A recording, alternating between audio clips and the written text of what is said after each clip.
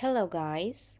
Today we are going to brainstorm the essentials about inclusive education.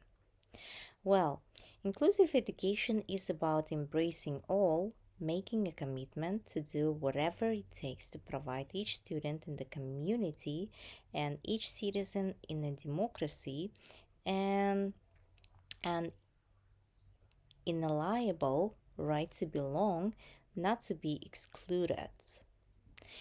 Inclusion assumes that living and learning together is a better way that benefits everyone, not just children who are labeled as having a kind of difference, as this author state, as you say. So, over here, I want you to know that, first of all, inclusive education is the most effective way to give all children, all teenagers and students a fair chance to go to university, school, or even kindergarten. Learn and develop the skills they need to thrive.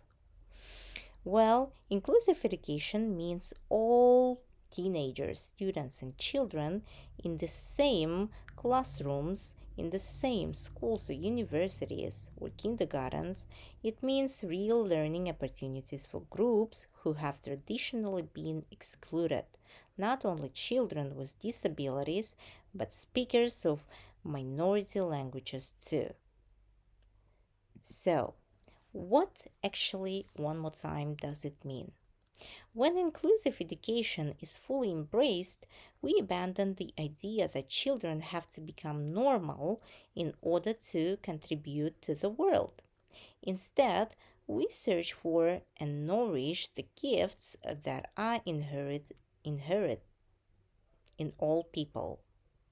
We begin to look beyond typical ways of becoming valued members of the community, and in doing so, begin to realize the achievable goal of providing children with an authentic sense of belonging, as you see as this author state as well.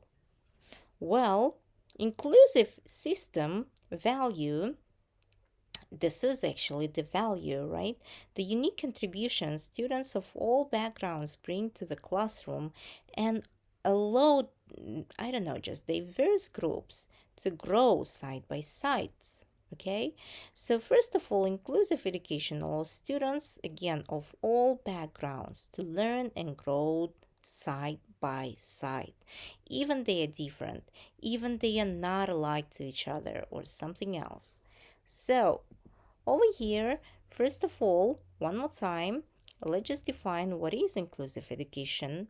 So, these are about the opportunities for building social networks and friendships and having planned and facilitated social networking and relationship building.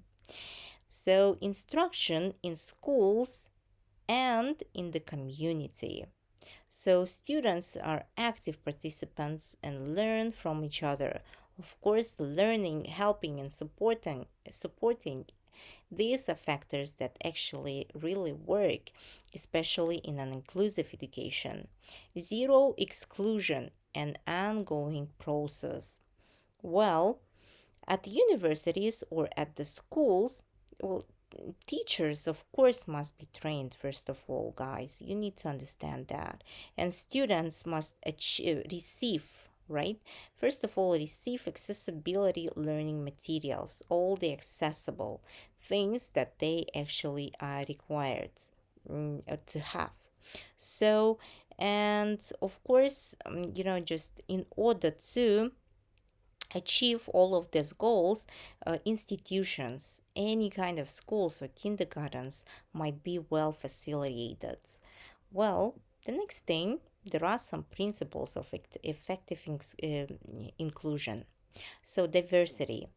Effective inclusion improves the educational system for all students by placing them together in general education classroom, regardless of their learning ability, race, linguistic ability, economic status, gender, learning style, ethnicity, cultural background, religion, family structure, and sexual orientation as well.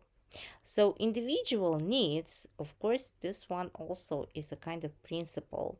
Effective inclusion involves sensitivity to and acceptance of individual needs and differences. Well, reflective practice.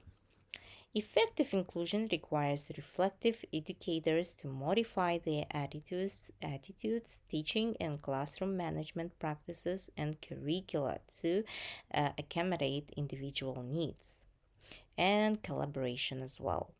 Effective inclusion is a group effort.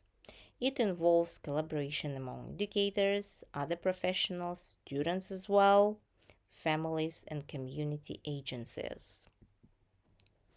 Well, there also might be, just might be kind of sum ups, okay, with this kind of concludings.